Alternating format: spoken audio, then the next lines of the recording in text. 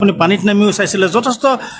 কাম যথেষ্ট হৈছে নাইবা বুলি মই নকওঁ কিন্তু এই মানে পানী যে মেঘালয়ৰ পৰা আহে মেঘালয়ৰ পানীক আমি এতিয়ালৈ কণ্ট্ৰল কৰিব মানে যোৱাকালি যিটো ঘটনা মানে বানপানীৰ সমস্যা এই বানপানীটো মেঘালয়ৰ পৰা অহা পানীখিনিৰ কাৰণে 50% মেঘালয়ৰ অহা পানীৰ পৰা সমস্যা হ'ল কিয় পানীৰ কালাৰ চিটিৰ পানী যেতিয়া থাকিব পানীৰ কালাৰটো ক'লা থাকিব চিটিত যদি নলা নৰ্দমাৰ পৰা পানী ওলায় এই পানীৰ ৰংটো ক'লা থাকে কালি যিটো পানী আছিল সিল্ক লৈ আহিছে মাটি পানী ৰঙা মানে মাটিৰ পানী তাত দেখাতে মানে গম পাই যে গুৱাহাটীৰ পানী নহয় বাহিৰৰ পৰা বানপানী আৰু এটা অভিযোগ কৰিছে যে নগৰ পৰিক্ৰমা বিভাগৰ মন্ত্ৰী ছাৰ গুৱাহাটীত নাই এটা সমষ্টিৰ বাহিৰত আছে বানপানী নিয়ন্ত্ৰণৰ ক্ষেত্ৰত কেনেকৈ বাহিৰত নাই সমষ্টিৰ ভিতৰত আছোঁ গুৱাহাটীত নাই বুলি কৈছে গুৱাহাটীত নাই যোৱাকালি ৰাতি 2টা বজালৈ আমি ৰিভিউ কৰিলোঁ গুৱাহাটীৰ বানপানীৰ যোৱাকালি যিটো বানপানী হ'ল কালি 1.5 ঘণ্টাত 136 mm কিন্তু 5.5 ইঞ্চিত ওচৰা ওচৰি 1.5 ঘণ্টাত বৰষুণ হ'ল এই বৰষুণৰ যিটো পৰিমাণ এই যিটো পানীৰ পৰিমাণ এই পানীটো গুৱাহাটীৰ নলা নৰ্দমাই টানিব নোৱাৰে সেইকাৰণে পানী ৰাস্তাৰ ওপৰত ৰৈ গ'ল আৰু কালি গুৱাহাটীত যিটো পানী আমি দেখিলোঁ এই পানীৰ পৰা ইফেক্টেড হৈছিল দিছপুৰ চাৰ্কিল দিছপুৰ মোজা যিটো আছে বা দিছপুৰ চাৰ্কিল যিটো আমি কওঁ দিছপুৰ চাৰ্কিল অফিচাৰৰ আণ্ডাৰত যিখিনি এৰিয়া এই এৰিয়াবোৰ পানীত প্লাবিত হৈছে তাৰ কাৰণটো হ'ল যে আধাতকৈ অধিক পানী মেঘালয়ৰ পৰা মেঘালয়ত USTM ইউনিভাৰ্চিটি হ'ল DPS স্কুল হ'ল পাহাৰবোৰ কটা গ'ল আৰু এই পানীবোৰ বাগৰি এতিয়া গুৱাহাটীত মানে পাহাৰ ধ্বংসৰে মূল কাৰণ নেকি তেনেকুৱা এটা মই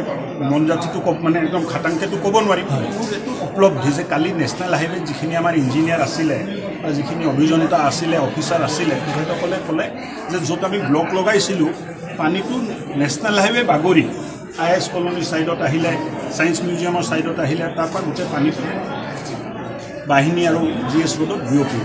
যান বাহন আবদ্ধ হৈ পৰিছে মানুহৰ যথেষ্ট অসুবিধা বেছি আহিছিলে মানুহ বহুত অসুবিধা হৈছে মানুহ ঘৰ পৰা ওলাব পৰা নাই মানুহ নহয় ঘৰ যাব পৰা নাই বুলি কওঁ ওলাব পৰা নাই ৰাতি মানুহে ঘৰ যাব পৰা নাই আনকি মানুহ 12টা বজাত ঘৰ পাইছে 1টা বজাত ঘৰ পাইছে মই দুখিত যে এই ঘটনাটো হ'ল কিন্তু প্ৰকৃতিৰ লগত যুঁজিব নোৱাৰি পানীৰ যিটো পৰিমাণ আছিলে নাই মেঘালয়ৰ পৰা যিটো পানী আহিলে সেইটো গোটেই অনিষ্ট নহয় এই মেঘালয়ৰ পৰা অহা পানীটো শিলচাকু আৰু দীপৰ বিললৈ ডাইভাৰ্ট কৰাৰ এটা পৰিকল্পনা চলি আছে DPR হৈ আছে মই ভাবোঁ অতি সোনকালে 2-3 মাহৰ ভিতৰত আমি বৰ্তমানে বিফল হৈ আছে ধৰক মানে মেগনিটিউড যিটো আছে তাততো আমি বিফল হৈছোঁ যিমান যিটো পৰিমাণৰ পানী আহিছে এইটো হেণ্ডেল কৰিব নোৱাৰোঁ আমি গুৱাহাটীৰ নলা নৰ্দমাৰ যিটো ছিষ্টেম আছে সেইটো এটা ভলিউম কনচিডাৰ কৰিব নোৱাৰা হৈছে 1.5 ঘণ্টাত যদি 136 mm পানী হয় চানমাৰীত 136 mm পানী ৱাটাৰ ৰিচোৰ্চে ৰিপৰ্ট কৰিছে আৰু ৰাতিপুৱা মোক ৰিপৰ্ট দিছে এই পৰিমাণৰ পানী যদি 1.5 ঘণ্টাত আহে কোনো ছিষ্টেমে হেণ্ডেল কৰিব নোৱাৰে ৰব আপুনি যে এটা অপৰাধ কৰিবলৈ গৈ আছে আপুনি জানেনে এই নাবালিকা গৰাকীক এতিয়াই বিয়াত বহুৱাটো যে এটা অপৰাধ আপুনি জানেনে অপৰাধ কেনেকৈ মোৰ ছোৱালী মোৰ কথা তুমি যিয়েই নোকোৱা ভূঞা 18 বছৰৰ তলৰ যিকোনো কন্যা সন্তানৰ বিয়া দিলেই আইনগতভাৱে এক দণ্ডনীয় অপৰাধ বিয়া দিয়াজন যিমান দায়ী বিয়া পতাজনো সমানে দায়ী এতিয়া তাই পঢ়া শুনা কৰাৰ বয়স খেলা ধূলা কৰাৰ বয়স তাই খেলিবলৈ দিয়ক পঢ়িবলৈ দিয়ক আৰু চাব এদিন আপুনি তাইক লৈ গৌৰৱ অনুভৱ কৰিব পাৰিব এতিয়াই তাইক সংসাৰৰ বোজা দি তাইৰ ভৱিষ্যত জীৱনটো অন্ধকাৰ কৰাৰ অধিকাৰ তোমাৰ জানো আছে মোৰ ভুল হৈ গ'ল মাজনী মোক ক্ষমা কৰিবা শিক্ষা ল'ৰা ছোৱালী উভয়ৰে প্ৰাপ্য আৰু অধিকাৰ